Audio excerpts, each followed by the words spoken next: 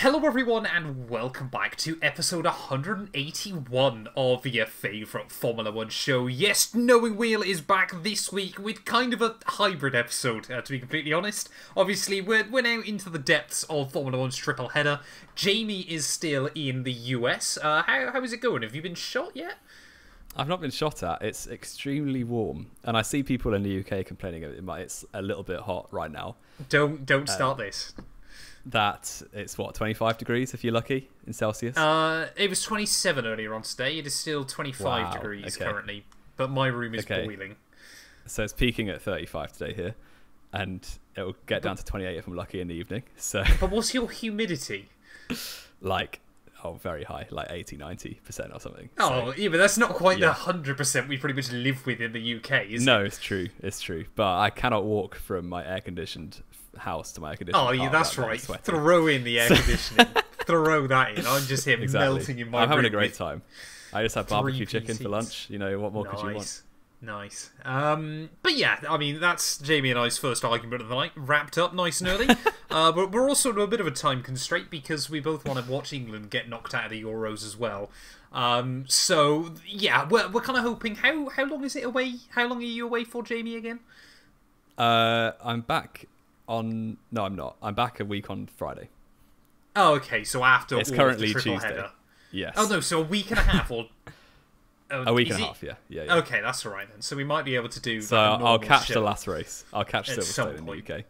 Exactly. We might be able to get like a post-Silverstone show or something like that. But yeah, it's kind of a bit all over the place. I'm out in Belgium for the 24-hour race as well this weekend. So you're getting one show lumped in together, which is kind of like a half Spain review and a half Austria preview. Timestamps, as always, though, will be linked down in the description below. And, well, let's kick this off, Jamie, because Barcelona, for how many years it's delivered us terrible races, this weekend was pretty good right from the get-go.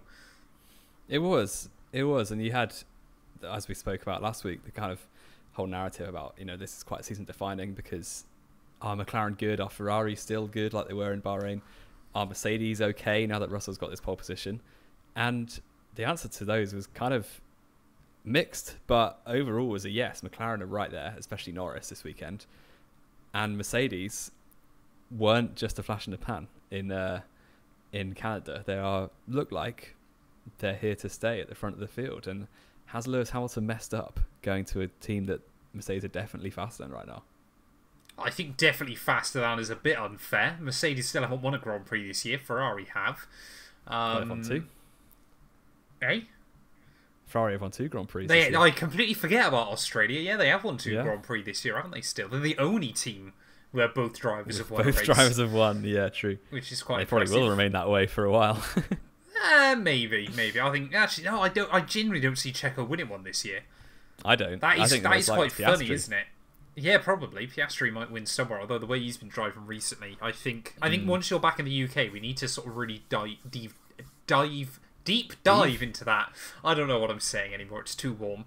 I mean, Mercedes, if they keep up this run of form, then you'd argue George and Lewis might both be able to snooker away before the end of the year. I must admit, I would still love to see Lewis get one last win with Merc. I don't want his last victory. Equal his poles and wins back up. Yeah, exactly. I really don't want his... Because it seems so bad, doesn't it? That his last F1 victory up to now is Jeddah 2021. Which I remember us doing the podcast after that. It was such a terrible race that people seemed to love because they liked Max being a terrorist. The drama was hilarious, to be fair. It was, but I think, like we said, hindsight is a beautiful thing. But we that weekend showcased that F1 had completely lost control already. And of course, as we always find a way, we've brought this back to Abu Dhabi 2021. So we're going to move away from that. But I think, I would hope that even as someone that isn't a Lewis fan like yourself could admit, it would be nice to see him get one last victory where we know that is probably it. Yeah, definitely. It's almost like when Raikkonen was chilling at Ferrari for so many years, and it felt like for a while his last win was going to be that random season opener in 2013.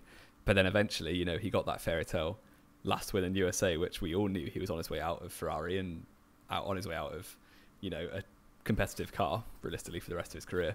So we all knew that was going to be his last win as he won it, and it was great, and we all loved it. So, yeah, I mean, I would like to see Lewis win a race, not a championship, again. Silverstone? I mean, Silverstone would be pretty cool. It would be a shame not to be there. Mad. But yeah, it would be pretty awesome. That. I would much rather Lewis win a race than George Russell, that's for sure. I think I can agree with that. I don't mind George, but yeah, he's certainly still a little bit. I feel like, again, this is going to be one of the weird things with the British drivers, of course, is obviously, I think for a long time we were kind of worried, weren't we, that F1, for British fans was going down quite a dark route, wasn't it? Obviously, when it was really already Lewis. Obviously, Jensen McLaren had absolutely fallen off, and I think even he knows he was never quite the same driver as Lewis. Obviously, we had the GOAT Jolyon Palmer, who was very unfairly treated down at Renault. I think we were all kind of worried, weren't we, that he was kind of going to be, well, once Lewis goes, we've got nothing. And obviously, we've got Lando and George now, and obviously, some people like to say Alex as well.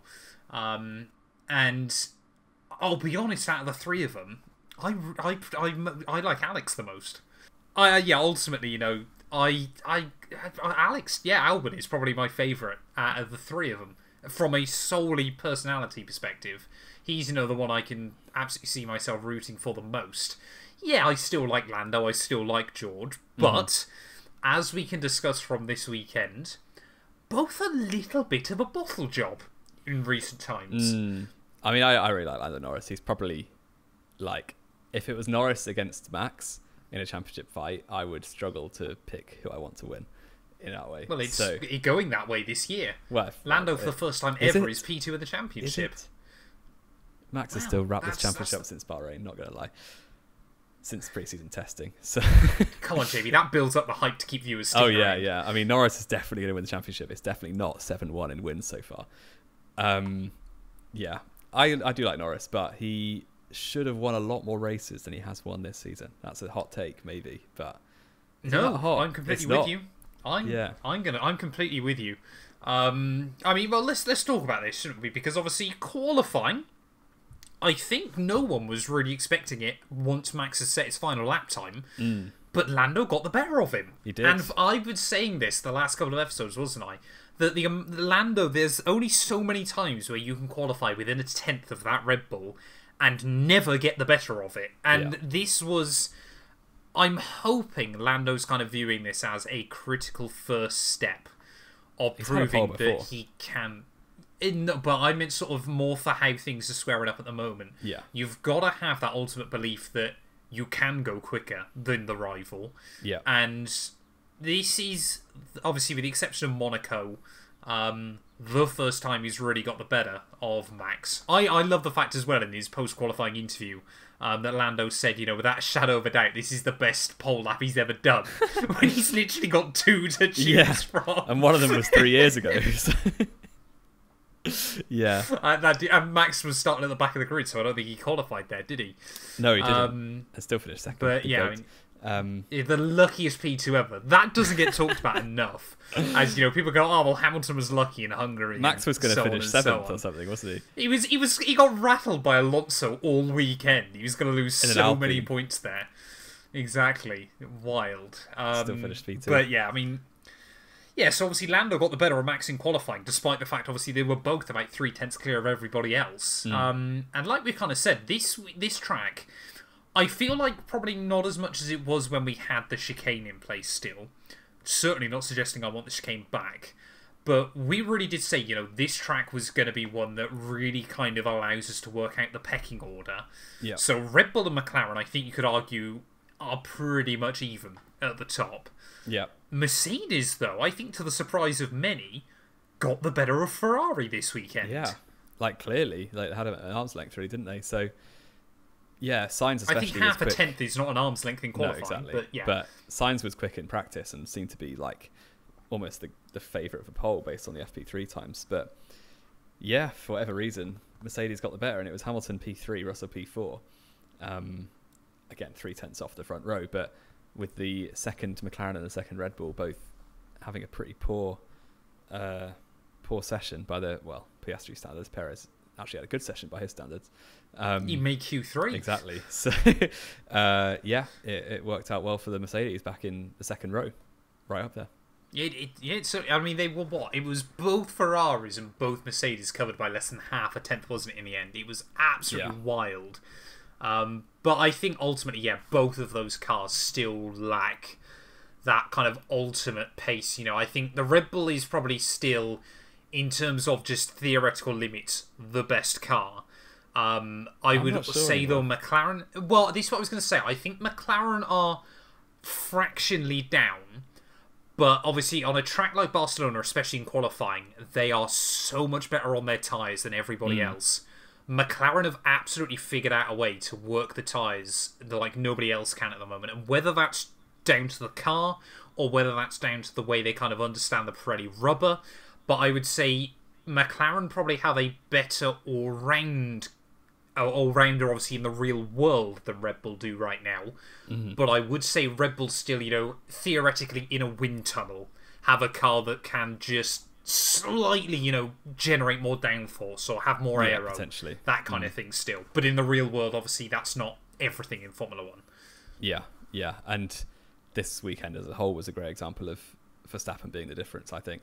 Because, again, like in Canada, it wasn't the fastest car on the race day at all. And he got the victory when he probably shouldn't have done. Ahead of Norris. Probably shouldn't have done, I think, is harsh. But it certainly wasn't, a cut and dry, this is going to be another Max win. Or it shouldn't have been. Yeah, definitely. It shouldn't have been so easy, basically. Same as Canada, in a way.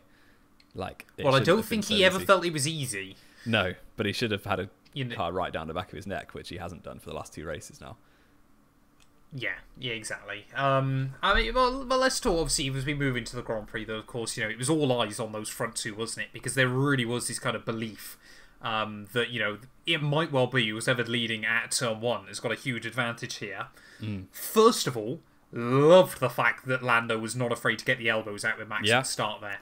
I've said this forever. Had it been the other way around... You've always been saying that Norris doesn't fight Max. I've been saying Norris doesn't fight anyone when he doesn't need to fight them. But when he does need to fight them, he totally does. And we saw that in Miami. I'm happy to stand corrected on that. Yeah, like when he's actually got a chance of beating Max over the race distance, which now he seems to do every week, have a chance of beating him, he will fight. And I'm really pleased that, Verstappen got a little bit of an elbow onto the grass and the stewards let it go, which is nice. And that gave the chance to the second row. Oh, absolutely.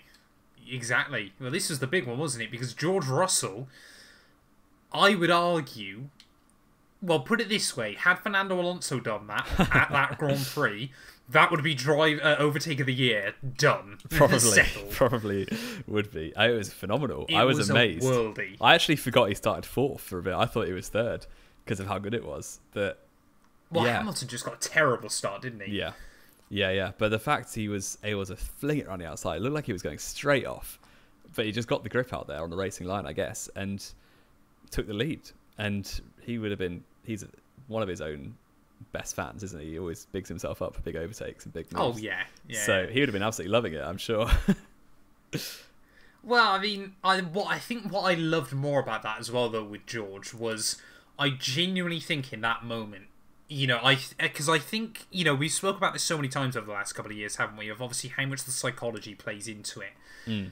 And, whether it was simply he watched Lando get his elbows out with Max as well at Turn 1, these two both know in the future they are going to be having title fights with Max. And in the same way that Max has been able to do with most of the grid throughout his Formula 1 career, they know you have got to get it into his head that if you go side by side with him into a corner, you aren't just going to back out. You're going to make him work for it. And he, because at the end of the day, you need that psychology, which is something still I think Lewis has kind of lacked because he's come from an older generation where the rules were very different. Yeah. It is just about preserving the car. I genuinely think George into Turn 1 there was prepared to have a 3-way crash if it had come to it. He was turning that car in. He was going for the line he was going for. And if there was a crash, he was okay with that. Yeah. And that plays a huge mental game in the future if Max is going side by side with him. Say, for example, at the Kemmel Straight at Belgium or down to the first chicane at Monza. We need more drivers to be proving to him, we got a car now that's competitive enough. You ain't having it easy anymore. Yeah. And it's good for the sport. I think it's positive all round. Oh, absolutely. But to be fair, I did think there was going to be a huge crash when I was watching it. That like Russell, I was slightly worried. I was so amazed that he got it slowed down and stayed on the track with how much speed he carried around the outside. But fair play, he got it done. Shame for him that the car pace wasn't quite there to get much benefit from it, really. But yeah, it was a cool moment and definitely a good start to the race. But yeah, third lap was it? As soon as DRS came in. No, not anymore, because DRS is lap 2 now, isn't it? But it was lap 3, though, I believe. It was lap 3 that Max took the lead and checked out, and we were like, well, I guess that's that then. And it was left to the two Brits, Norris and Russell, to battle. And actually, Lewis was 4th still. Oh yeah, Lewis was still 4th, to be fair. But the little battle between Russell and Norris throughout the race almost basically cost Norris a chance of fighting with Verstappen, but it was great value and good to watch, wasn't it? Well, this is what I was going to say, because we hype up George for that move down at turn 1. He did kind of accidentally ruin the race, though, after that, because it was quite clear that Mercedes didn't have the ultimate pace. And I'm not saying, of course, that he made the wrong choice. But obviously, Max was able to fly back past him. Lando just couldn't quite get close enough again. It seems that McLaren definitely still struggles a bit more in the dirty air, relative to some of the others. And I guess Red Bull's top speed with DRS. Top speed, is crazy.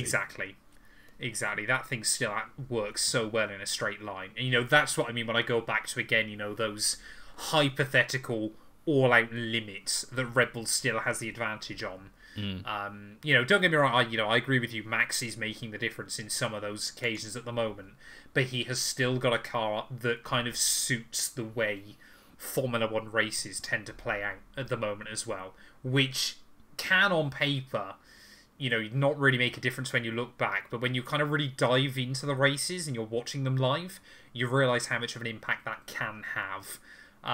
But ultimately, first stint, George kind of took too much out of the tyres early on, didn't he? Pretty much sort of within the first couple of laps. And that basically obviously meant when Max did sail past him, it was then going to be very, very difficult to try and obviously not only keep up with him, but then also really have an impact and sort of keep Lando closer to him, even though he was behind. Yeah, definitely. And the battle they had for like half a lap was phenomenal, in the second stint, wasn't it? Yes. They were side by side through the first 3 corners, and it kept on going until halfway through the middle sector, and then Norris eventually went down the inside at the turn 8, I want to say, maybe 7, the left-hander. 7 and 8, yeah. Crazy good move. I was, again, astonished there was no contact. And they actually... I think those still got a lot of respect for each other. They have, but going side by side through that many difficult corners was pretty impressive. Yeah, no, that's very true. Do you know what it reminded me of? Seriously. What was that? Verstappen versus Bottas in Austria 2020. Yes, when Verstappen held off for P2, didn't he? Only for a lap, but yeah. Was it only a lap? Yes. It was only a lap. It was, wasn't it? But the way that he carried speed around the outside of turn 4 at Austria and just surprised Bottas by coming back up the inside was great. And that was when Max was making a season out of not a season. So yeah, admittedly, it was against Bottas, but still. So there is obviously Bottas. Best car of all time. In all of that. Can we get the tinfoil hats back on quickly, Jamie? Because we've got to mention this as well, haven't we? Okay. Obviously, we mentioned the conspiracy surrounding Lewis Hamilton last week, and how obviously he's seemingly always a couple of tenths away from George by qualifying, and obviously everything like that.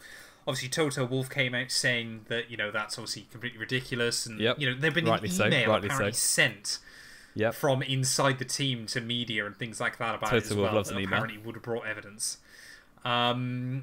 And of course, whether it made Mercedes' case look better or worse, because obviously Hamilton did out-qualify George for the first time, well, not for the first time this year, but I think like second or third, isn't it? And then did finish him in the race. Score his first podium. Conspiracy's over. First podium in 18 years of podium, or 18 seasons of podiums.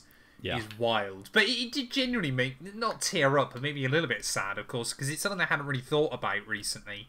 But of course, obviously, Mercedes put out a promo about it, going, 18 years, 18 seasons of podiums with Mercedes power. And you're kind of going, I kind of forgot that obviously he's not going to have Merc power next year. For the first time ever. He's been carried by a Mercedes engine his entire career. He has. He And has. now he's How many gonna other be, drivers have won world championships with Mercedes power in that time? 2? in that time since '07. Yeah. Yeah, Yeah. just Button and Rosberg. Button and Rosberg for 1 title each. Yeah, wild, Yeah. isn't it? Yeah. Yeah, just insane, isn't it, when you think about it? It is, the longevity. But yeah, I mean, obviously we talk about Max making the difference though this weekend because of course he did take the Grand Prix victory. Some of that I think can be counted down to bad luck for Lando, obviously getting stuck behind George in the first stint. Well, get a better start then. Some of It's it, not bad luck. exactly. Well, he got a bit pinched down to turn 1, to be fair. He was a Well, little bit unlucky in that but regard the because only obviously reason George that- went round the outside. The only reason he couldn't cover Max off to begin with was because he didn't get a good launch. So that is on Yeah, him. no, that's true. That is true. Obviously, yeah, was a bit unlucky getting stuck behind George early on. And obviously, McLaren then gambled the strategy in a really odd way, which I didn't quite understand, to be honest. I think they should have committed to a one-stop and Yeah, it was just kind strange. of tried it. And, of course, the final pit stop was pretty poor, wasn't it? It was like 3.6 seconds or something. Yeah. All of yeah. those things combined, which admittedly, 2 of those you would say were out of Lando's control. Mm-hmm. I think the big question is, should he have won this race? I'm not asking you, could he have won this race? I'm asking you, should he have won this race? I think his own reaction tells you should have done, because you put it on pole position at a track which is notoriously in favour of the car on pole position, then you're going to be disappointed if you don't win the race. So I think he would say he should have done, and I think I would too. Yeah, no, I think that's fair enough. But he did get driver of the day though, Jamie, which kind of confused Insane. me, to be completely honest. Good justice for Gasly, that's what I'm saying.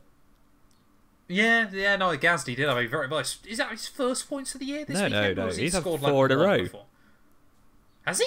Yeah, he's back. He's in. It's all been P10s Really? or P9s, but it's his 4th points finish. Oh, in I a was row. going to say, but I was going to say Alpine have scored like no points this year, haven't they? No, but I he's maybe 3 in a row. It's definitely at least 3. I thought it was 4 though. Definitely scored in Canada. Definitely scored in Monaco. Alpine have got 8 points. Where did he come in Spain? He came 9th. They were 9th and 10th. Oh, for some reason I had in my head that he came 7th. No. He Which qualified really threw 7th. me off. Yes, yeah. So he's now obviously ahead of Esteban again in the title fight, which is good. Rightly so. I tell you who hasn't scored a point yet this year is still Zhou Guanyu, isn't it? Who But apparently had a good weekend. Is he beating his teammate though in the championship? Who, Zhou Guanyu? Yes. Yeah, but in the same way that Kubica beat George Russell in 2019. Exactly. So we take those. P11 in Bahrain carrying us through. So yeah, And he's Joe genuinely did have a gonna good carry race. him all year. Joe had a great race. He I did. thought he was, One of his very better good. ones. He was good last year at One of Spain his- as well. one Got of a his couple of better ones. points. Yeah. Sauber and Mercedes are 2 teams that weirdly go quite well at Spain. Yeah, it's a shame we're not going back to Every Catalunya year. again. I can't wait for Exactly. Qatar for his Well, next it good doesn't- race. Doesn't matter for Joe. He won't be there next year. No, he'll be. Where is it? Haas, the rumour mill now? I can't remember. Every Haas week apparently it's with a new. 30 million behind Yeah, him. we'll take it. Apparently, so stupid. But yeah, like we said, obviously Max Verstappen even took the victory in Spain this weekend. Should we rattle through quickly then our driver of the day, race ratings, all that good Yeah, stuff, let's do Jamie? it. Because race rating, first of all, then I'd say it was up there as one of the best races of the season. It I was think it decent. comes in second behind Canada. I'd put it near Miami. I think Miami was slightly What more did dramatic. Miami get? We gave it Miami a 7.5. Well, we gave Canada an 8.5, Miami a 7.5. We gave Japan we need to go back and downgrade Japan. Well, It at that wasn't point, that we good. thought that all these races were going to be as good as it got, so we were being very generous. But now the season's actually We good. were early on. Exactly. We need to go back and half, I think, all the points for the opening few races. I think that deserves a 7, though. It was a good race. There was a lot of strategy. Yeah, I'll give it a 7 too. And we have 4 different teams lead at various points. Yeah, we did. Which And I'm sure there's a stat fun guru stat. that will tell me it happened 2 weeks ago. We've had 4 different teams get pole position in the last 4 races. How long has it been since that last happened? That must have been an awful long time. Probably I could think maybe 2009 when Fisichella got that random pole, and then Lewis Hamilton did the week after. Surely 2012. Oh yeah, 2012 maybe. But then even then, only Surely. it was mostly Red Bull in qualifying on McLaren, wasn't it? It wasn't. There wasn't loads of variation. Someone can do some research. 4 different teams taking pole. I'm trying to think. I mean, you could try and be really screwy with it, and maybe the end of 2022 with K-Mag getting pole in the sprint of Brazil, because George obviously got pole for the real race. Oh yeah, well that doesn't really count, does it? But no. Someone some research. Tell us. Maybe it's never happened. It definitely has happened. You reckon? Otherwise, it'd be all over everything, wouldn't it? Yeah, maybe. I don't know. But yeah, I mean, it was a good race, wasn't it? So I think we'll give that one a 7. Jamie, driver of the day. I've already given mine away. Like you've said Gasly. I think he deserves a shout. He did pretty well. Lewis, first podium of the year. I want to give him a shout out as well. Give it to Verstappen. It was kind of one of those weird ones, wasn't it? Yeah, where there was kind of no standout results as per se. Yeah, But Verstappen, I think, ultimately did. I mean, he had to work for that one. And to be fair, even as someone that isn't a Verstappen fan, I can also appreciate, of course, the way he actually celebrated at the end of this one shows you that, he had to work for that. So I think, staggeringly, I'm going to give Verstappen driver of the day. There you go. Which is quite impressive. Outrageous. Outrageous. But yeah, he did very well. And yeah, I'm very glad, actually, even though, the wins will be lower than they were last year, I'm glad people are respecting Verstappen a lot more, just because it's closer and he's having to actually work for his wins now, which is great. Exactly. It's I'll be intrigued to see whether he cracks at some point as well, which would be quite funny. Predictions! Oh dear. What are the scores on the doors? The scores were, before this, I was on 39 and you're on 36. Yep. So 3 it's points close. in it. It's very close. Who did you predict this weekend? I thought I was on for a winner at one point. I predicted Max Verstappen pole, no points. So you get you get no points, sorry. Max Verstappen win, thank you very much. Easiest 2 points well done. You're ever going to see. Ever, yep. I said George Russell P2, which got me very excited when he took the lead at turn 1. And I said Oscar Piastri P3 to be different from you, who obviously didn't have a very good race at all, and actually is on fraud watch potentially, because Norris is getting a lot more out of the car than he is right now. And I think fraud watch is quali was especially poor, but the race pace hasn't quite been on the level, but you kind of expect that. He's got 5 years less experience, but yeah, quali should have done better. I'll say it. He should have, to be fair. So you got 2 points. Yes, which from takes this us weekend. to 41. What did I say, Jamie183? You said Max Verstappen pole, 0 points. Damn. You said Max Verstappen race win. Well done. 2 points, thank you. Lando Norris P2. 2 points, thank you. And what did I say? For some reason, you said Lewis Hamilton would finish 3rd, which is unbelievable. 6 points. So he got the bag. 6 out of 6 in the race, only missing out on a perfect score by half a tenth in qualifying. Yeah, less than that, wasn't it? Yeah, 300ths of a second. Which means you've actually taken the lead, which means I get to predict Norris on the podium for a change. You do get to predict first at Austria, which we will get into in a minute. Yeah, I mean, like I said, I believed in the conspiracy. I believed that Mercedes would have to give Lewis a good car this weekend, and it worked. Thank you very much. There you go. Let's head to Austria then, Jamie. Of course, this is being recorded on Tuesday, so there's not really a lot we can talk about just yet in terms of actually what's going on ready for the Grand Prix weekend. It's a sprint. I mean, it's a sprint. That's straight. It's the only European sprint this year, which I think is insane. Yeah, a little bit. Yeah, I've no idea what unearthly time for me that the sprint race will be happening, but it's probably at like 4 a.m. or something. So no, it won't be that bad, will it? It's a sprint at the same time as the GP, or is it not? It's in the morning, isn't it now? No, it's early, because qualifying same time as GP. Austria... What time is it for you? Sprint... Let me have a look. Yeah. Oh, this is one where you search Austrian sprint, because of course it's been a sprint every single year. Yeah. Yeah. It's not giving you like the Olympic qualifiers, is it? That sort of sprint. But No. Good. Sprint race is 10 a.m. So that's going that's live coverage starts at 10 a.m. I think the sprint is 6 a.m. for you. Okay, great. Well, I'm not going up for that. Not going to lie. Wouldn't you? I might. 6 a.m.'s not that bad. It's not too. I got it for Australia, so yeah, it could be done. There you go. See, there you go. Yes, and we haven't got much to add, really. Obviously, Norris loves the Spielberg track. He's an absolute Spielberg merchant in the past. First So is podium Verstappen. there, as is Verstappen. So that's the top 2 nailed on. Yep. Yeah. Love that for you.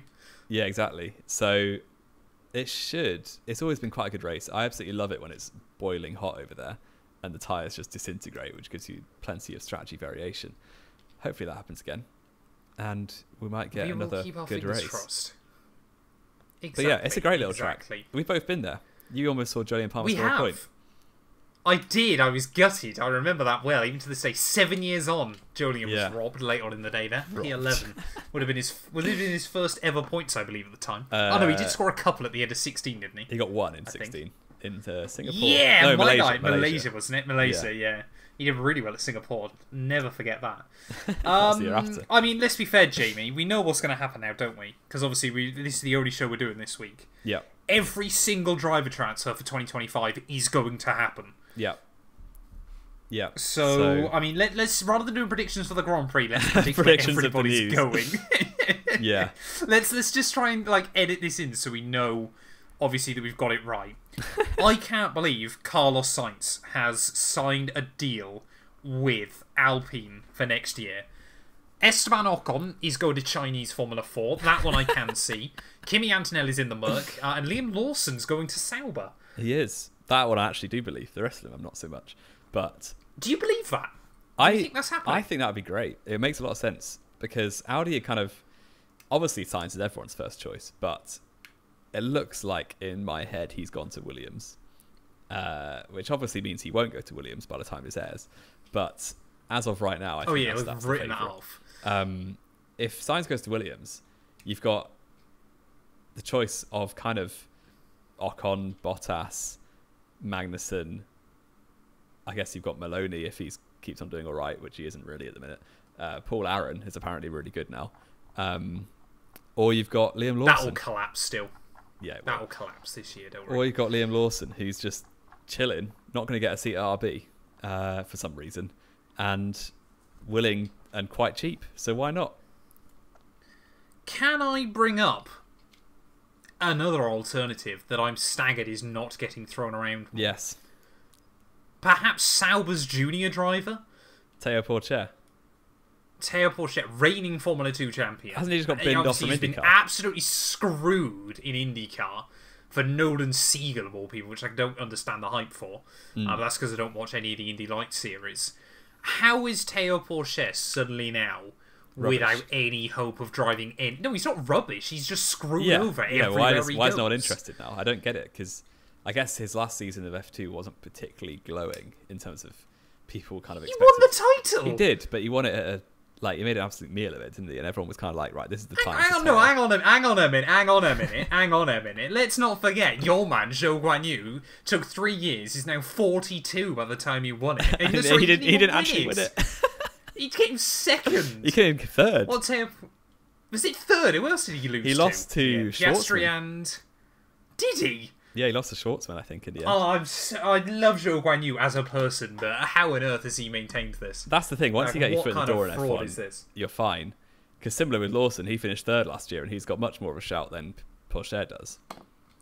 Just Porsche. I mean, why didn't Bottas get COVID or something at some point so Pourchaire could have driven? So stupid. Who knows?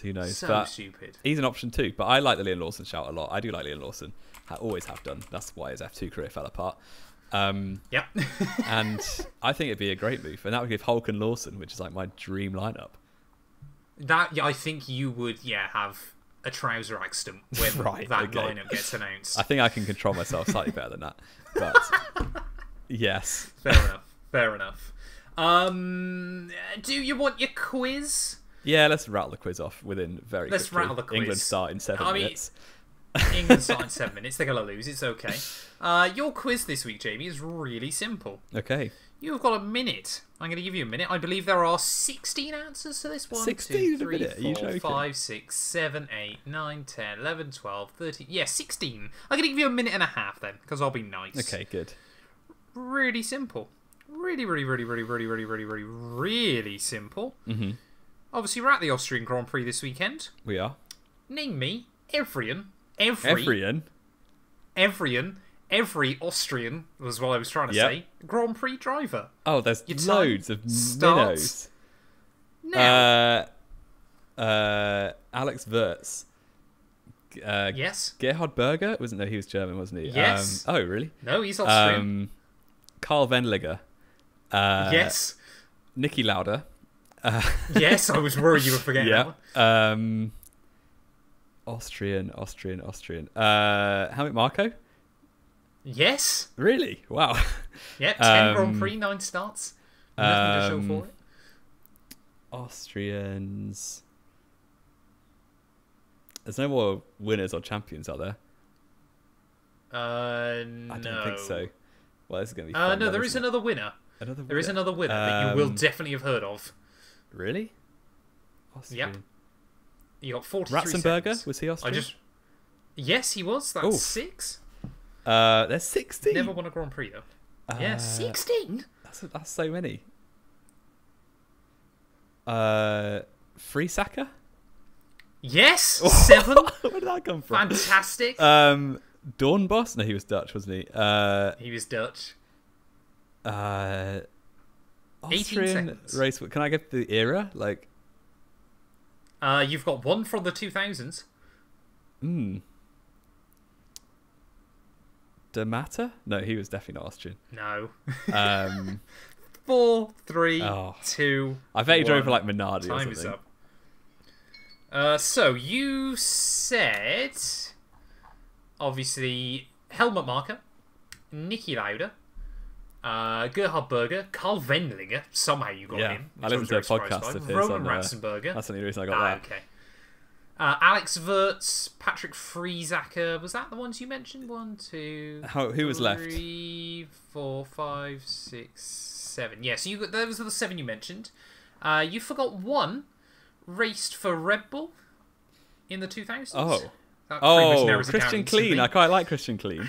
Christian Clean, yep. I should have got a couple you definitely won't have heard of. Joe Gartner did 8 Grand Prix in 1984. Was Joe Siffert, or was he Swiss? He's not on this list now. So Joe Gartner, Hans Binder did 15 races between 76 and 78. No chance. Karl Oppitzhauser. No chance. Never actually technically started. Otto Stupacker, again, never actually started. You're just making up names at this point. Pretty much. Harold Ertl did 28 Grand Prix back in the late 70s. Yep, no chance. Quite possibly the coolest F1 name. Oh my, I've just seen Harold Ertl's mustache. That is incredible. Quite possibly the best ever racing driver name I've heard recently, and that's somehow better than Dick Trickle, is Helmut Koenig, which is quite impressive. Yeah. Did 2 races. Obviously, you mentioned Lauda, you mentioned Helmut Marko. Dieter Quester, which again is a pretty cool name. That is a cool name. And the one you absolutely should have got, apart from Christian Klein, if I name you only posthumous F1 world champion. Oh, I forgot he was Austrian. Jochen Rindt. Well done. Yeah. Bang. I thought he was German. 7 out of 16 is not bad. Again, the names I said, I don't know where they came from. When Michael Schumacher was the first German champion. Yeah. Yeah, should have got that. Should have got Jochen. My friend. Yeah. You should have.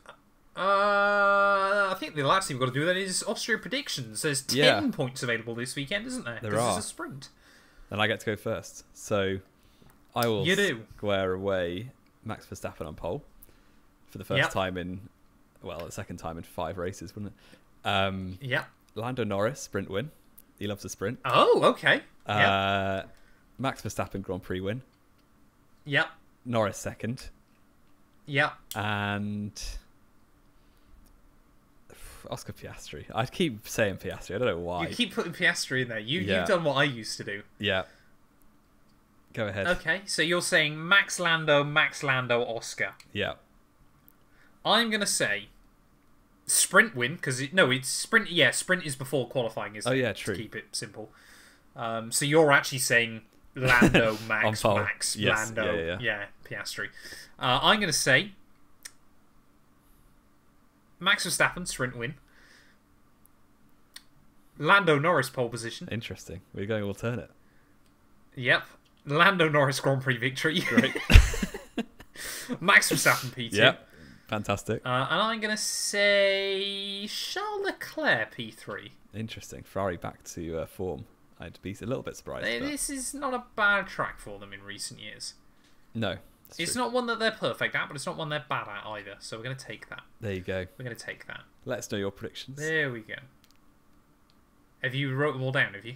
I will do once we stop recording. Wonderful. Wonderful. Have we got anything else to add, Jamie? We've gone through everything we wanted to pretty quick and just in time to watch England lose. I wanted to mention that out of 10 Grand Prix this season, Hülkenberg has finished 11th 5 times.